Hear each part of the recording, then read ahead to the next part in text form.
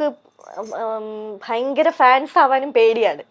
ഒരു കപ്പിളിന്റെ അല്ലെങ്കിൽ ഒരു ആക്ടറിന്റെ ഭയങ്കര ആയിട്ട് ഫാൻ ഇതിലോട്ട് വരാൻ അവർക്ക് ഭയങ്കര പേടിയാണ്, മാറിയാലോ എന്ന് വിചാരിച്ചിട്ട്.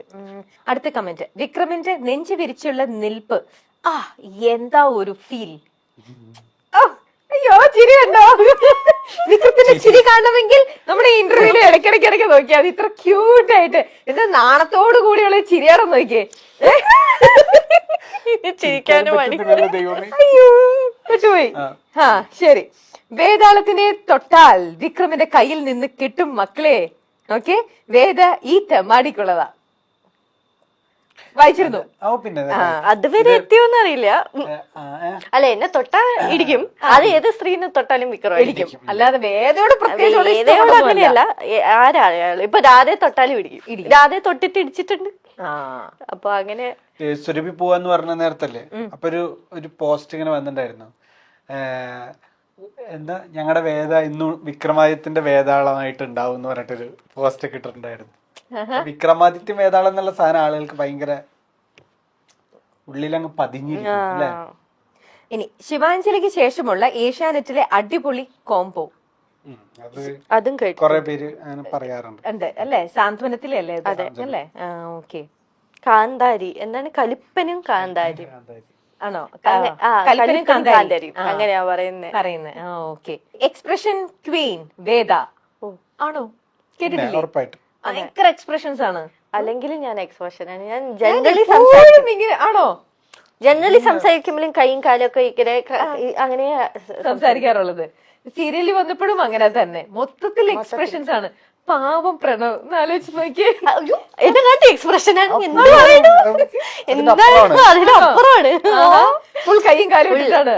ഞാൻ എപ്പോഴും എന്റെ ഫ്രണ്ട്സ് ഒക്കെ പണ്ട് പറയായിരുന്നു, എന്നെ പരിചയപ്പെട്ടൊന്ന് സെറ്റ് ആവുന്നവരെ എല്ലാവർക്കും ഒന്ന് ഈ കുട്ടി കുറച്ച് ഓവറല്ലേ ചിന്തിക്കാറുണ്ട് ആൾക്കാര്. പക്ഷെ പിന്നെ അവർക്ക് മനസ്സിലായി ഇതാണ് സ്വഭാവം. അത് കഴിഞ്ഞ് ഞാൻ എന്ത് ചെയ്താലും അറിയാം. ഇപ്പൊ ഞാൻ എന്റെ ഫ്രണ്ട്സിന്റെ കൂടെയൊക്കെ ഇരിക്കുമ്പോ ഞാൻ ഇപ്പൊ ശബ്ദം മാറ്റി സംസാരിച്ചാലും അവർക്കൊരു മാറ്റവും കാണില്ല. അവരിങ്ങനെ അവളെന്തോ വട്ട് ചെയ്യണു, ആ ഒരു ഇതാണ്. അപ്പൊ ഞാൻ എപ്പോഴും വിചാരിക്കും, ഞാൻ കല്യാണം കഴിക്കുന്ന ആളൊക്കെ എന്നെ എങ്ങനെ ഹാൻഡിൽ ചെയ്യും, എങ്ങനെ സഹിക്കും നോക്കിയപ്പോ എന്നെ കാട്ടി ഇതൊക്കെ എന്നെ കാട്ടി കടത്തി വെട്ടി ചെയ്യുന്ന ഒരാളാണ് ഞാൻ കല്യാണം കഴിച്ചിരിക്കുന്നത്. അപ്പൊ പിന്നെ ഞാനിപ്പോ അനുഭവിക്കുന്നു, ഞാൻ ചിലപ്പോ ഇത്രക്കൊക്കെ വേണോ? ഓക്കെ. സീരിയലിനകത്തുനിന്ന് പോയ ഒരാളുണ്ടല്ലോ, നമുക്ക് അവരെ കുറിച്ചും കൂടെ പറയണ്ടേ? പ്രഗ്നന്റ് ആയിട്ട് അലീനയുടെ കാര്യം ഞാൻ പറഞ്ഞ പേര് പറഞ്ഞായിരുന്നു. അലീന ഞാനും ഭയങ്കര കമ്പനിയാ, ഭയങ്കര അറ്റാച്ച്മെന്റ്. അപ്പൊ അലീനയുടെ വീട്ടില് ഞങ്ങൾ ഒരു ദിവസം പോയായിരുന്നു അല്ലെ. ഒരു വീഡിയോ നിങ്ങൾ ഇട്ടില്ലേ? പട്ടിക്കുട്ടി, അലീനക്ക് 2 പട്ടിയുണ്ട്. അപ്പൊ നമ്മള് കാണാൻ പോയത് ഭയങ്കര ഇമോഷണൽ ആയിരുന്നു. ആക്ച്വലി ഭയങ്കര സങ്കടമായിരുന്നു. ബ്രേക്ക് എടുക്കാൻ മടിയായിരുന്നു ആൾക്ക്. അതെ, ഇങ്ങനെ ഒരു സിറ്റുവേഷൻ ആയതുകൊണ്ട് ഒന്നും ചെയ്യാൻ പറ്റില്ല. ശരിക്കും വേദയുടെ വീട് ജഡ്ജിന്റെ വീട്ടിൽ ഷൂട്ട് ഉണ്ടാകുമ്പോ എനിക്ക് ഷൂട്ട് ഉണ്ടാവാറില്ല. ഉണ്ടെങ്കിലും വേദനെ കൊണ്ടാക്കുന്ന സീനോ കൊണ്ടുവരുന്ന സീനോ അല്ലെങ്കിൽ വഴക്കുണ്ടാക്കുമ്പോ വളരെ കുറച്ച് സീനോ. പക്ഷെ എനിക്ക് അന്നത്തെ ദിവസം ഷൂട്ട് ഉണ്ടാവില്ല, എനിക്ക് അന്ന് ബ്രേക്ക് ആയിരിക്കും. പക്ഷെ ഞാൻ രാവിലെ കുളിച്ച് അങ്ങോട്ട് പോകും. എന്നിട്ട് രാവിലെ തൊട്ട് വൈകിട്ട് വരെ അവിടെ ഇരുന്ന് അവരുടെ കൂടെ വർത്താനം പറ. അതുകൊണ്ട് ഭയങ്കര കമ്പനിയാണ്. ഇവിടുത്തെ വീട്ടിലെ പോലെ തന്നെ അവിടുത്തെ വീട്ടിലും കമ്പനിയാണ്. അവരായിട്ട് കോമ്പിനേഷൻ സീൻ ഇല്ലെങ്കിൽ പോലും കമ്പനിയാണ്. അപ്പൊ ഞങ്ങൾ ആ സമയത്ത് വ്ളോഗ് ചെയ്യാറുണ്ട്.